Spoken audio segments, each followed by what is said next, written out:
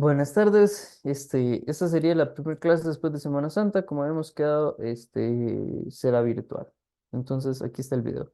Ya habíamos empezado a comentar estos temas, ¿verdad? Entonces, voy a adelantarme aquí un poco después de estas ideas, ¿verdad? De cuando la luz converge, cuando la luz diverge, ¿verdad? Esto es lo que comentábamos en la clase. Hicimos un par de ejemplos para hacer la medición, ¿verdad? Y habíamos dicho si la luz diverge es negativa, si la luz converge es positivo, ¿verdad? Entonces, em, para que lo tengan por ahí presente. Ahora sí, entonces, ¿dónde habíamos quedado? Habíamos quedado en este último ejemplo. Y lo que sigue después de este ejemplo, ¿verdad? Que en donde tenemos luz que diverge y queríamos ver esto lo hicimos en clase. ¿Fue este el que hicimos en clase? No, este lo hicimos en clase. Aquí hay un segundo ejemplo exactamente igual. Ahí les dejo los apuntes para que lo revisen. Hoy la clase va a ser muy rápido porque en realidad lo que quedan es muy poco. Eh, y es simplemente comentar eh, este efecto que se llama el efecto esteno, estenopeico. Estenopeico. Créanme, lo practiqué antes de grabar la clase, es lo mejor que lo puedo decir. Las palabras grandes me cuestan un toque, así que me disculpo. Estenopeico, el efecto estenopeico. ¿Ok? Em, ¿Y qué es lo que tenemos aquí? Bueno, pasa que si yo no tuviera este primer filtro aquí afuera del ojo, ¿verdad? Tendría estas líneas punteadas. Y si sigo las líneas punteadas, veo que aquí al final, después del ojo, la luz hubiera generado un parche muy grande, ¿sí? Lo cual no está mal, pero tampoco está bien, ¿verdad? Que la luz genere ese parche tan grande, lo único que me está diciendo es que no está enfocado, ¿verdad? Pero entonces, si yo pongo un filtro delante del ojo, de manera tal que solamente pase un poquito de luz, y sigo es la trayectoria de esa luz, aunque sigo en un estado de desenfoque, es menor. Bueno, el desenfoque aquí atrás ahora es mucho menor que lo que tenía originalmente, ¿verdad? Entonces, ese es el efecto que llamamos estenopeico y que justamente nos ayuda a hacer como una especie de enfoque eh, forzado o artificioso, ¿verdad? Damos aquí un ejemplo de cómo funciona, ¿verdad? Entonces, agrandemos aquí un poco la imagen. ¿Qué es lo que yo tengo? Aquí yo tengo una flecha y en la parte de abajo tengo un bombillito verde, en la parte de arriba tengo un bombillito rojo. Por efecto de cómo la luz se propaga, ¿verdad? A partir de los dos bombillos, la luz empieza en su proceso de divergencia, ¿verdad? La luz diverge a partir de la fuente. Entonces, aquí al fondo, ¿verdad? Al final yo lo que voy a ver ya no son dos puntos, un punto verde y un punto rojo, sino lo que yo voy a ver es la mezcla entre los dos, ¿verdad? Verde y rojo va a dar como una especie de café, moraduzco, depende de la intensidad de cada uno. Pero entonces aquí veo un solo color, ¿ok? Porque se mezcla toda la luz, ¿ok? Ahora, ¿qué pasa si yo pongo una abertura? Entonces, si yo pongo una abertura, yo estoy restringiendo la luz del rojo a solamente, ¿verdad? Solo puedo recibir la luz del rojo que viene en estos ángulos de acá.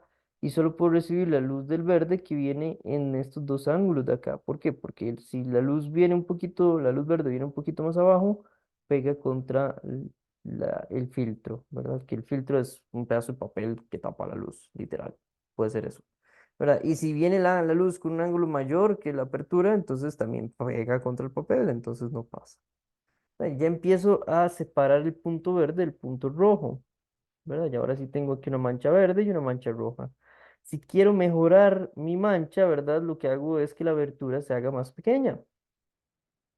Entre más pequeña hago la abertura, menos ángulo dejo pasar, entonces más fino es, ¿verdad? Hasta que llego aquí al efecto ya, el efecto que andamos buscando, que es que la abertura sea súper pequeñita.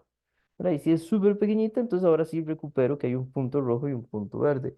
Evidentemente van a intercambiarse entre sí, ¿verdad? Y esto es un tema común que vamos a estar viendo en la óptica, las cosas eh, quedan de cabeza. ¿Ok? Pero bueno, este era el efecto que faltaba comentar, ¿verdad? Y es justamente este efecto lo que me explica por qué las imágenes se vuelven, ¿verdad? Lo mismo pasa acá. Si yo tengo una flecha acá que emite, toda la flecha emite luz, y tengo aquí una pequeña abertura muy, muy, muy chiquitita, ¿verdad? Ese pinhole que decíamos arriba. Entonces yo lo que voy a hacer es que voy a recuperar mi imagen de flecha, solamente que invertido, ¿verdad? ¿Y qué tan grande es? En este caso va a depender de qué tan lejos estoy. ¿Ok? Vean que aquí tengo dos ángulos. Por algún motivo la imagen nombra los ángulos C y D. Entonces cuidado con eso, ¿verdad? El punto E es el punto de vértice, ahí donde está el pinhole. Em, el punto B es donde está la cabeza de la flecha de la imagen. Y el punto A es donde está la cabeza de la flecha de la fuente de luz. ¿Ok? Tengo la distancia U y la distancia V. U es la distancia que hay entre la flecha que emite luz y el pinhole, que sería mi objeto óptico. Y la distancia V es la distancia que hay del pinhole, que sería mi objeto óptico, y la imagen que se forma después, ¿verdad? Entonces la imagen tiene cierto alto I y la fuente de luz tiene cierto alto O. ¿Ok? Y entonces, ¿qué es lo que me dice esto? Esto lo que me está diciendo es, bueno, ok, yo puedo hacer aquí trigonometría común y corriente, ¿verdad? Del tangente del ángulo C es el alto de la imagen, de la fuente de luz entre la distancia que esa fuente de luz tiene con el pinhole. Y el tangente del otro ángulo, del ángulo D, va a ser el alto de la imagen, ¿verdad? El tamaño de la imagen entre la distancia que hay de la imagen al pinhole, ¿verdad? Este, esas dos relaciones se cumplen, ¿verdad?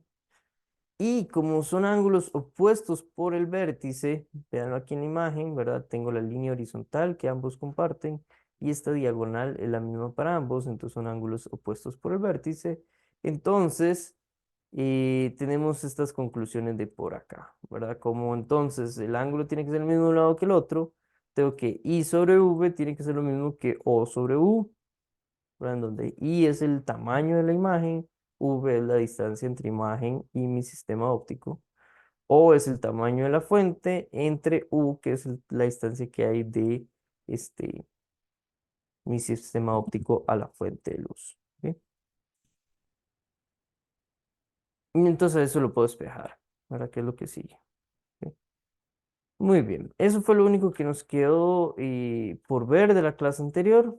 Insisto, vean aquí, hay un par de ejercicios resueltos. Les voy a dejar este material ahí disponible, pero esta vez les voy a dejar una tarea. Esta tarea la tienen que entregar el lunes 8 de abril, ¿verdad? Son 14 ejercicios, son ejercicios sencillos de esto que estábamos hablando, la, eh, del optrio, ¿verdad?